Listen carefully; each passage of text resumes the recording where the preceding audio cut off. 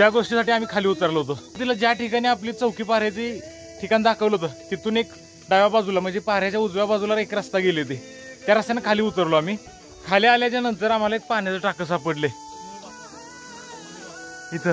ह्या कातळामध्ये उगम पावणारा पाझर, पाण्याचा पाझर या ठिकाणी एकत्र होतोय आणि आपल्याला शेवटी ते पाण्याचं टाकं सापडलं. हे सगळं पाणी एकत्र होऊन ह्या पाण्याच्या टाक्यात सापडतंय, एकत्र होतंय आणि इथून खाली हे नॅचरली झाले घसरगुंडी.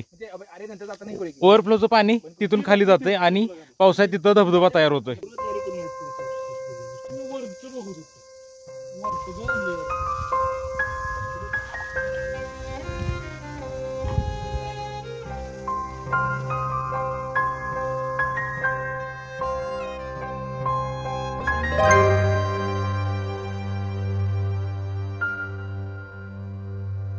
तर मित्रांनो, हा होता आपला आजचा व्हिडिओ.